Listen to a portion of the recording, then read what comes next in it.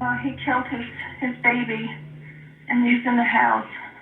Okay, you said that he told you he killed his baby? Okay, ma'am, listen to me. What's your name? When an adopted daughter decided to reconnect with her biological parents, she had no idea that it would be the worst decision of her life. Although she may have been looking for a rekindled relationship with her family, that relationship would take a disturbing turn for the worse. What is up, Iwu Crew? Today we will be following the destructive series of events that turned a man into a cold-blooded killer.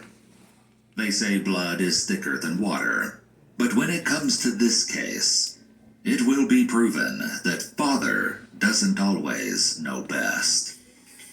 Let's get into it. As a young man in his early 20s, Stephen Pladel groomed an underage girl from San Antonio he had met over the internet. He decided to make the trek from his home in New York all the way down to Texas to meet the young girl. The year was 1995, and the girl was 15-year-old Alyssa. The pair's parents didn't stand in the way of their union, even though Alyssa was still a child at the time. The two continued their relationship, and Alyssa soon became pregnant just 2 years after meeting Stephen. On a January day in 1998, the young 17-year-old Alyssa went into labor, and, together with her soon-to-be husband Stephen, welcomed a little girl into the world. Alyssa allegedly witnessed Stephen physically abusing their infant daughter, who they named Denise. According to Alyssa, he would pinch Denise so hard that he would leave bruises all over the defenseless baby's body. If that wasn't enough, she claimed that Stephen would even trap the baby in a cooler and diabolically wait until almost all the oxygen had run out before releasing her. But these were sadly only just a few of the alleged abuses his daughter would experience at her father's hands. Fed up, Alyssa stepped in and did one of the hardest things a mother could arguably do. She decided to give her baby up for adoption so that her 8-month-old could live and be happy. Stephen and Alyssa's daughter Denise was adopted by Anthony and Kelly Fusco, who were described as very kind and open-hearted people. They renamed the baby Katie, and she was sent to live with them in their happy home in Dover, New York. There, Katie would grow up to become an artistic young lady on her way to college. All the while, her birth parents, Stephen and Alyssa Pladel, remained together and had another daughter nearly 10 years after giving up Katie for adoption. Alyssa felt that they were older now and more mature, and therefore more capable of raising children. They had a total of 2 children, both daughters. While the couple raised their 2 girls, tension between the pair increased. Alyssa said her ill-tempered husband's behavior continued throughout their marriage, saying, "He would destroy things in the home when he was upset, punching holes in the walls."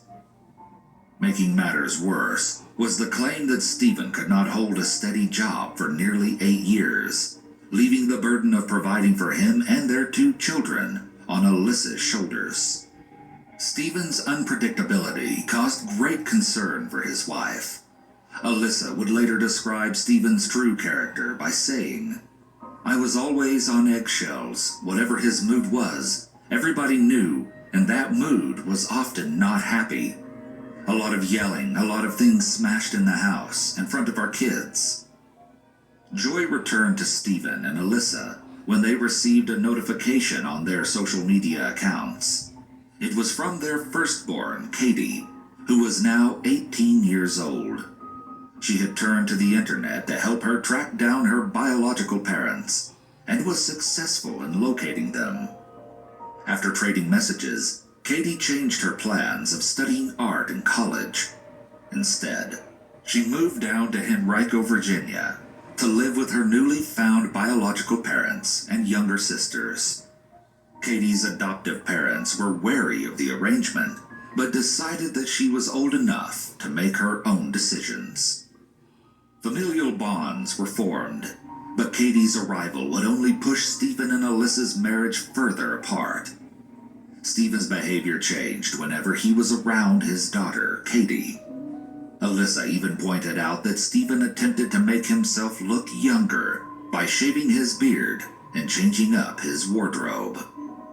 Noticing the growing kinship between Katie and Stephen, Alyssa felt the need to disclose to Katie the abuse she had suffered at the hands of her father when she was an infant.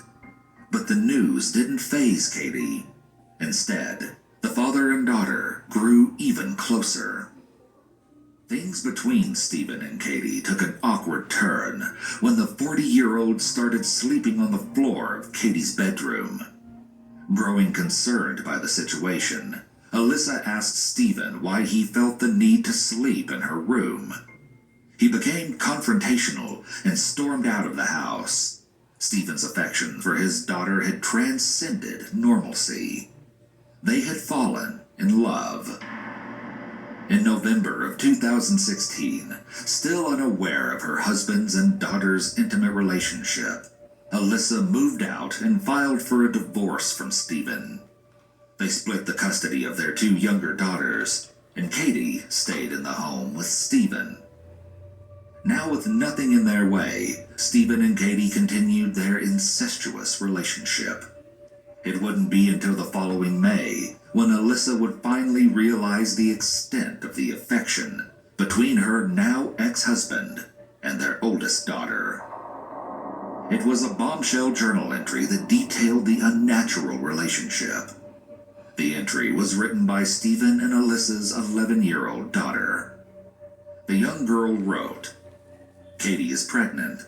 Dad says they feel like couples. Did they get a little too drunk that night? My dad is..."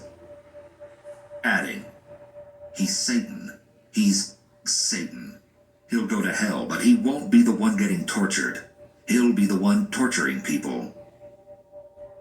In the journal, the young girl drew pictures of both her dad and sister, portraying them as demons. The entry concluded with, "Wait 1 second. If he's Satan and Katie is a human, then the baby will be half demon." Horrified about learning of the twisted love affair and the pregnancy, Alyssa later recounted, "I lost it. I started screaming. I felt like I was going to throw up." She then said that she immediately called and confronted her deranged ex about it. He responded, "I thought you knew. We're in love." Alyssa replied, "How could you? You're sick. She's a child." Alyssa tried to save her daughter once again by calling the police to report the now known incest. Although police interviewed the two younger daughters, neither